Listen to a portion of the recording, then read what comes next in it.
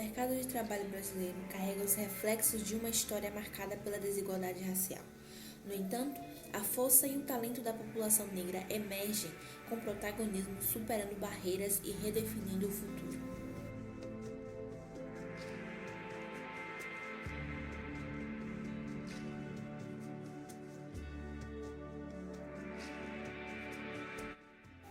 A escravidão no Brasil durou mais de 300 anos, sustentando a economia colonial através do trabalho forçado de africanos escravizados, especialmente nas plantações e na mineração.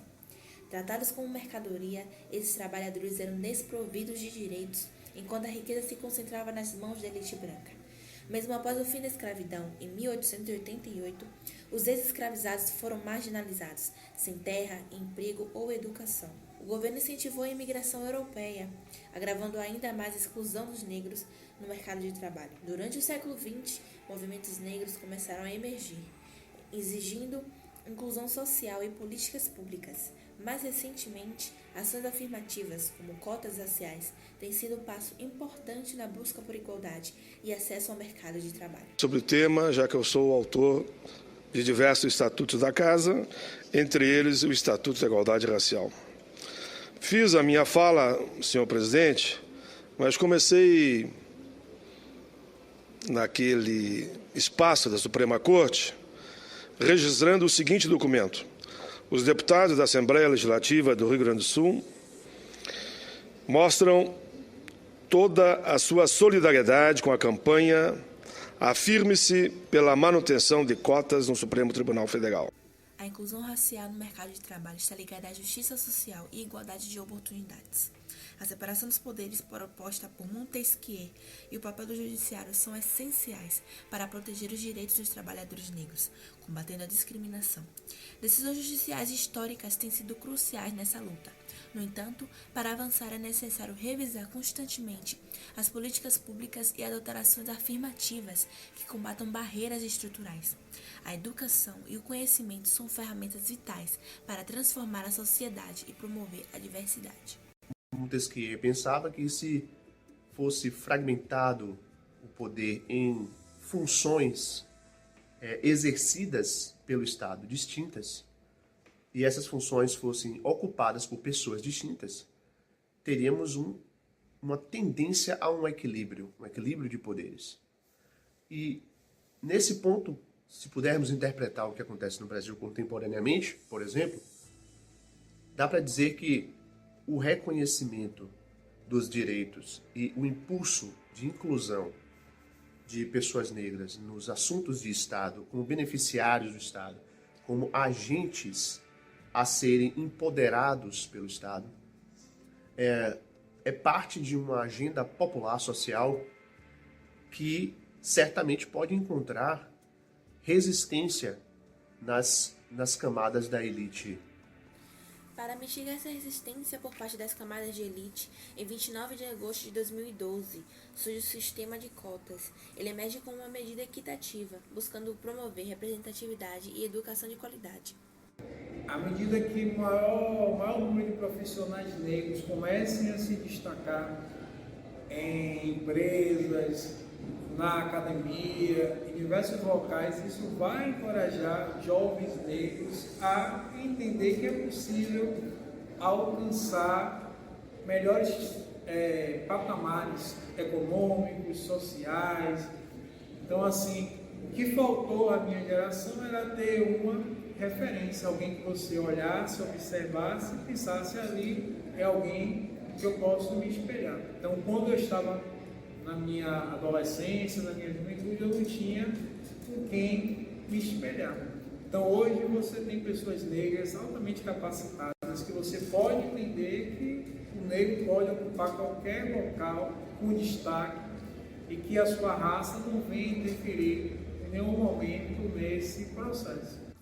O capitalismo como sistema econômico se baseia na competitividade e na maximização dos lucros. No entanto, a concentração de poder e riqueza muitas vezes perpetua desigualdades históricas, como a exclusão da população negra dos melhores postos de trabalho. As dificuldades da estrutura são bem explícitas, né? Assim, E o capitalismo, francamente, primeiro que a gente não tem, né? Qual seria o outro modelo? Qual seria o outro modelo? Né? A questão é como lidar com esse modelo, né? Assim, amenizando os danos, talvez seja essa a questão. Né? Então, o capitalismo vai precisar dos freios que a sociedade tem que dar. Né? Então, assim, é luta por direitos. Né? A questão, talvez, é não só o capitalismo, né? Não só a ordem econômica, mas a ordem jurídica mesmo, a ordem política, né? Como elas vão operar, mais ou menos solidária às demandas da sociedade. É possível perceber que mesmo indo contra a maré, por cima de várias adversidades, a potência negra emerge com força máxima, de forma crescente e implacável. Eu tive, ao longo da minha formação, um interesse maior pela sociologia da cultura, por culturas populares, né?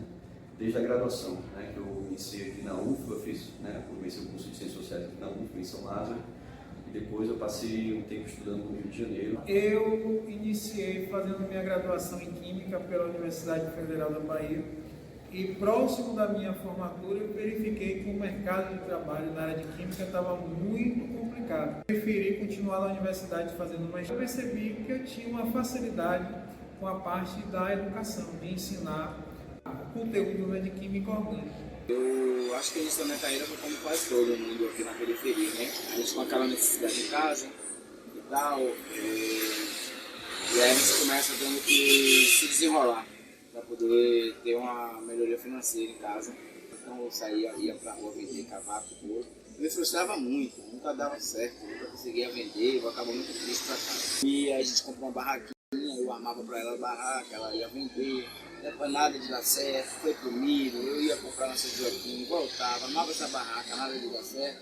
Aí eu fui para a universidade, e depois que estava na universidade comecei a entender melhor essa questão de trabalho, essa questão social, etc e tal. Em 2019 eu resolvi alugar um espaço bem miudinho mesmo, e comprei brincos escolares. Montei uma lojinha bem pequenininha, com esses negócios, um tapetezinho assim, com esses escolares, para nós. Menos de um ano, tive que esquecer isso, tive que fechar. Fiquei muito triste, muito decepcionado, porque eu queria fazer aquilo por ela e acabou que ela não ficou muito satisfeita, e eu compreendo isso também. Justamente não tinha muita venda. Aí veio a pandemia, eu como queria dar aula, eu sou professor, eu tinha formação docente, queria dar aula, não consegui dar aula e disse eu vou reabrir o projeto que estava. E aí eu reabri com o funcionamento da moça, da dona dessa loja aqui, ela me incentivou bastante. E aí eu estava vendendo na rua, eu peguei aqui os primeiros materiais. E aí fui desenvolvendo. E hoje eu estou com uma favela africana que tem uma proposta social do território. Acredito que um ambiente heterogêneo é um ambiente perfeito para que você desempenhe melhor as suas qualificações, desempenhe melhor as suas atividades. Então, o que eu acho que a empresa deve fazer no processo inclusivo é fazer com que tenha esse ambiente plural, que as pessoas possam conviver pela sua qualificação e não estarem ali relacionadas por questão racial, da ausência ou não de alguma deficiência. Empresas que promovem diversidade estão colhendo resultados positivos, não apenas em termos de inclusão, mas também de inovação e crescimento. O futuro do mercado de trabalho será moldado por pessoas de todas as cores e histórias. A potência negra já está em movimento e seu impacto será cada vez mais visível.